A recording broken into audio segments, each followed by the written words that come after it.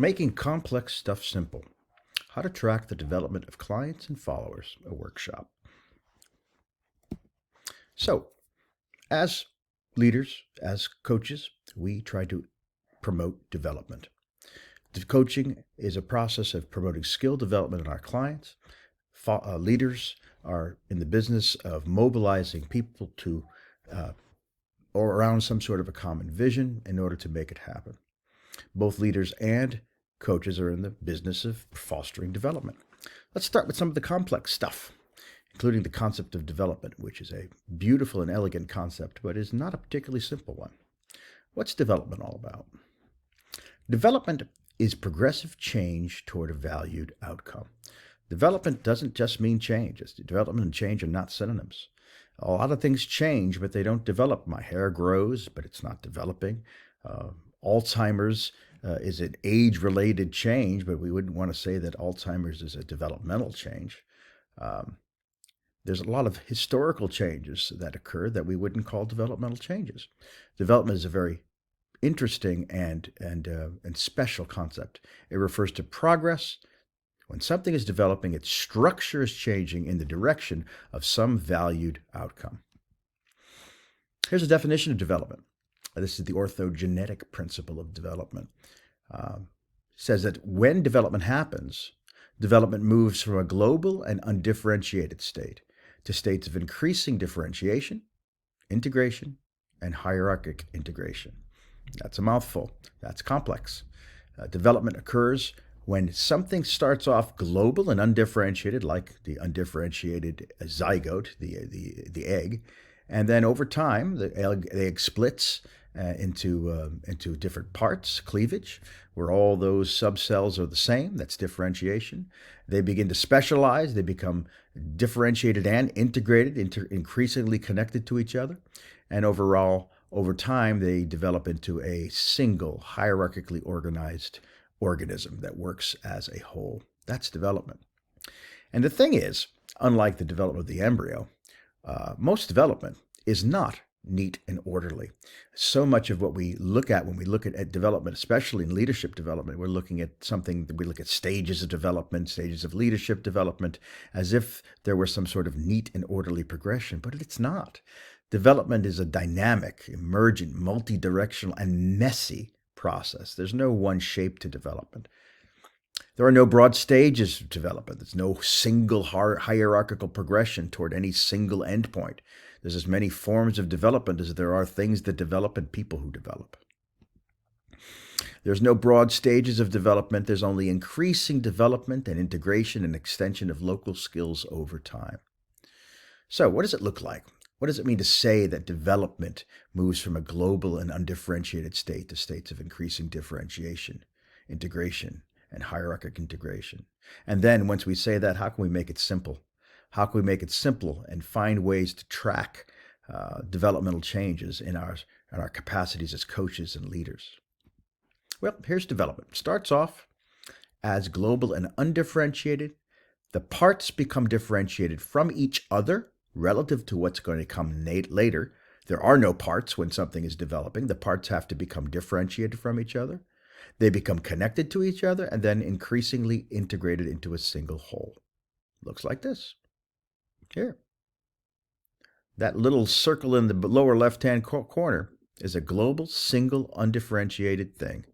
And then what happens? It's beginning to differentiate. The one circle develops into two, moves into two. It splits.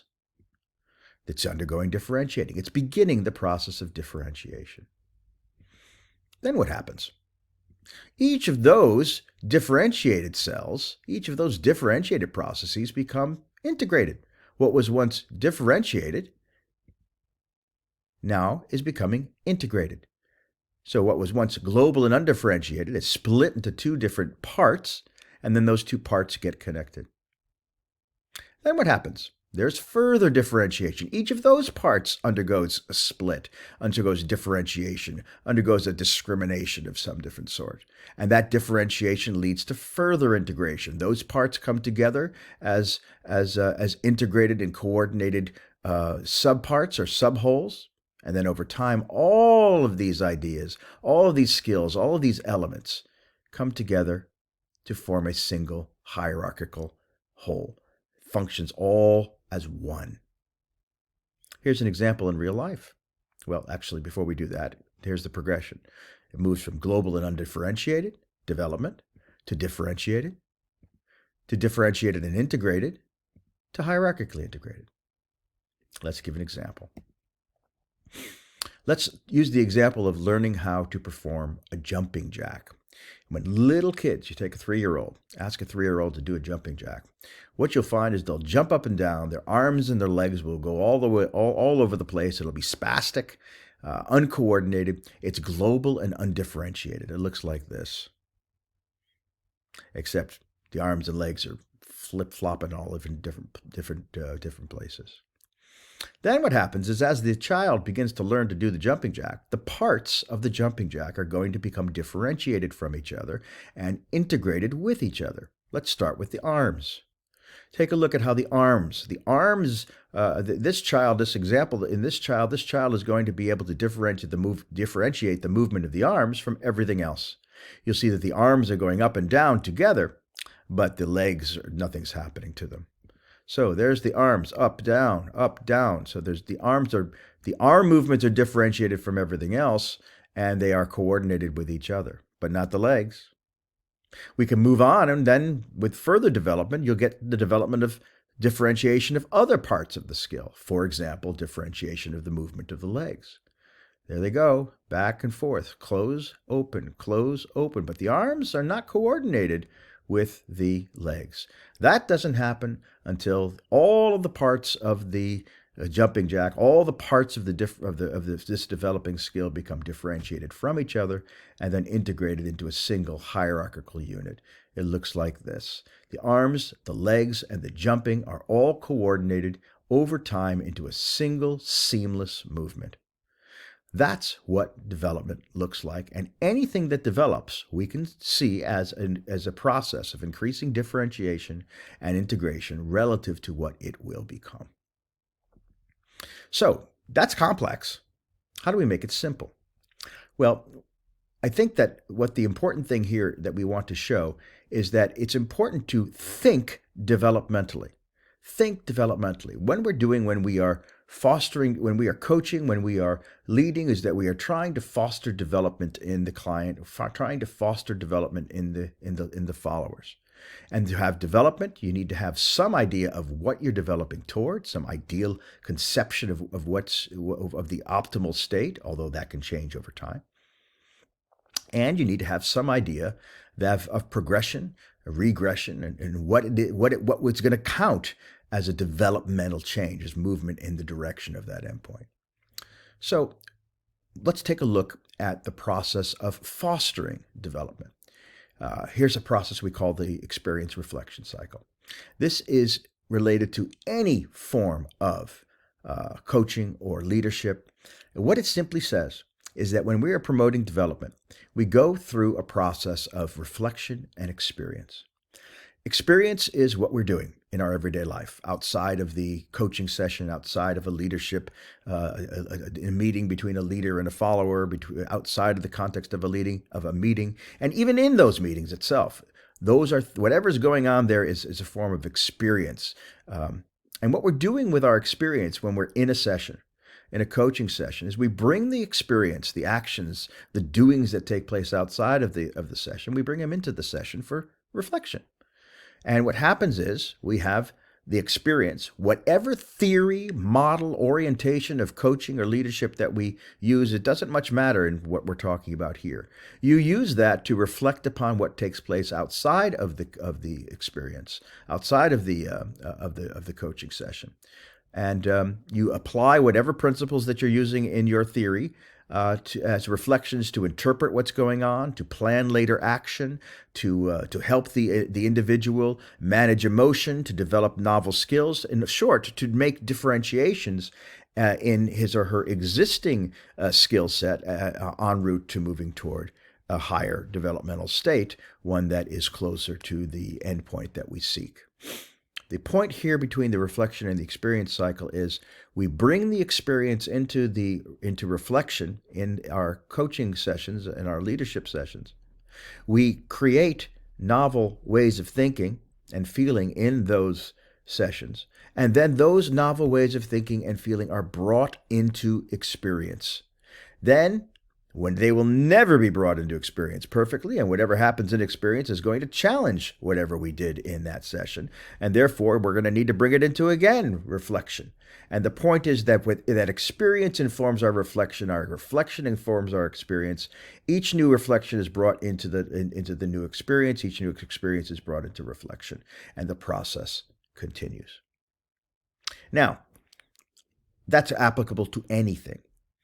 Here is a very simple tool that one can use regardless of one's theory of development or theory of coaching or leadership or approach, that allows you to take these complex ideas and take them and put them into a much more simple tool for reflection. The reflection tool here is one of tracking the development of whatever it is that you want to be tracking in whatever domain of development that the client is experiencing or that the follower is seeking to promote. And here it is. It's a graph. It's simple. On the left-hand axis, you have the development, the change in the structure. Over time, we have sessions. And what we're going to do here is we're simply going to use words, nothing highfalutin. We're going to put words in this structure here to chart the types of movement forward and backwards or lateral in a client's work. So a developmental change is one that moves in the direction of a goal state. It's moving upward. A regression is any change that moves away from a goal state. And a lateral change is a change at a specific level. Note again how development is not the same as change. Development is progressive movement. It's the way it's defined, at least the way we're defining it. And as such, the history of how something develops can move upward and downward. It goes forward, it goes backwards. And sometimes you have to go backwards. Sometimes regressions are there. Regressions occur in a developmental process when when a new skill is developing and you add a new element to a skill, often disequilibrates or destabilizes the skill and brings that skill back to a lower level. So sometimes you've got to go backwards to go forwards. Development is not linear. So what you got here is you got regression and moving towards some sort of a desired outcome. And the desired outcome, what it is that the client and the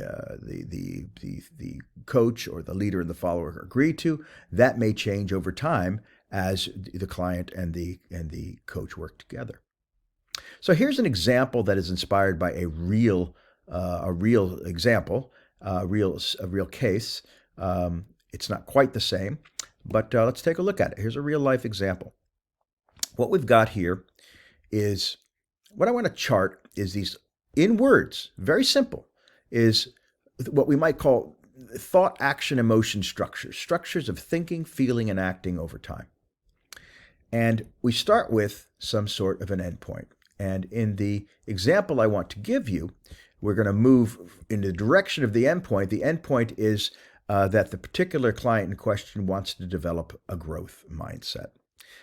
This person is an individual who feels that he already has a growth mindset and in many ways does, but at the same time, there are certain contradictions that he experiences in his own life that seem to contradict with the growth mindset and that aren't always conscious to this person. So in this coaching process, we're working toward fostering a growth mindset. If you don't know, the growth mindset is Carol Dweck's idea that abilities, it's a conception of self that says that our abilities are not things that are fixed.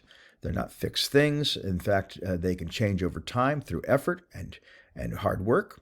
It is to be contrasted with something called the fixed mindset, which is the idea that our abilities are fixed.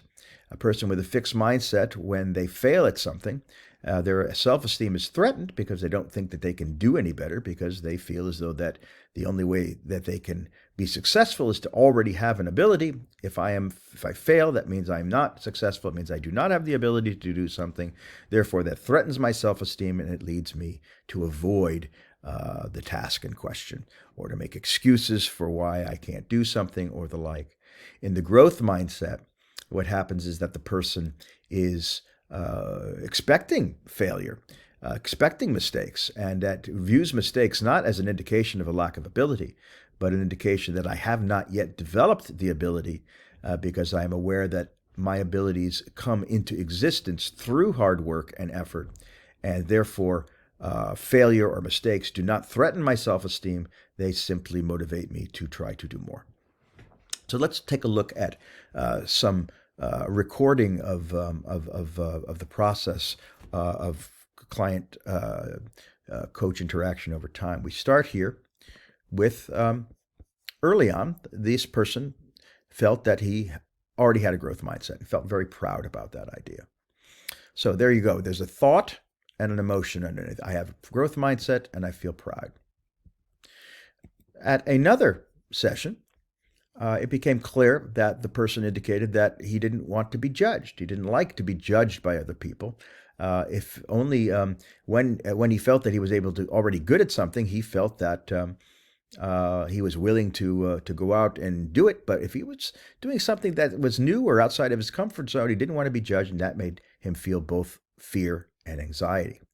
Now, what you see here, of course, is a kind of a contradiction, and this contradiction wasn't the client was not particularly aware of this contradiction early on. So at some point now, we're going to see some development. What we see is the coach brings into juxtaposition, brings into awareness the client's stated assertion that he had a growth mindset with his stated assertion that he didn't want to be judged for things that were outside of his comfort zone. And when the person saw this, he was able to see the conflict, and this made him feel confused, maybe a little bit anxious at the same time. So what happened then? The client and the coach decided to try to challenge this idea, challenge the conflict, put the conflict into action, challenge the idea of not wanting to be judged and the fear and anxiety that comes from that. Is there anything that you can do that you are afraid to be judged about, and to actually put that out and try it in a very safe context and see what happens? And the person had agreed, I'll put some of my art, my new art that I'm developing, I'll put it on TikTok. And this very thought created anxiety and fear, but also a sense of hope. And so all of this is happening in reflection. And then the person goes and puts it into experience, into action, puts some art on TikTok. It felt scary, he said, but I did it anyway, and there was a sense of pride. At the same time, there was also a sense that I put it up there, but my work isn't really good. It doesn't really have any value, and this creates anxiety and shame. But the person was also at the same time able to tell himself, I have to tell myself that I'm growing. And this creates anxiety, but a sense of courage. And this interaction between these elements here is development itself, even though that what we're seeing here is movement in multiple directions, moving upward over time, lateral movements, and downward movements. And we can even see that lateral movements and upward movements can take place at the same time as downward movements, and they interact. Now, we're nowhere near this growth mindset because, well, nobody is. Even people who have growth mindsets, we never get there because the ideal goals of development are never fully attainable. So what this workshop will contain is an early presentation of these ideas about what the concept of development is, the reflection experience cycle. This as a simplistic tool, a simple but not simplistic tool for assessing development over time that is applicable to clients, to followers, and even applicable to the coach and to the leader, him or herself. After presenting these ideas, we will present people with this graph and encourage them and coach them through the process of developing these types of developmental trajectories, these developmental maps for their own clients or for their own followers or for themselves over time. The advantage of them is that when we are being coached, we often do not see and represent the full trajectory of what we have done. We and we move forward and we forget about our progress. We become depressed later on because we haven't gone far enough. But to be able to see a developmental trajectory not only allows for planning for what's going forward, but it allows us to see where we have come. It allows us to represent where we are now and to savor what is good in the moment. This is the workshop, and we hope to move forward with it.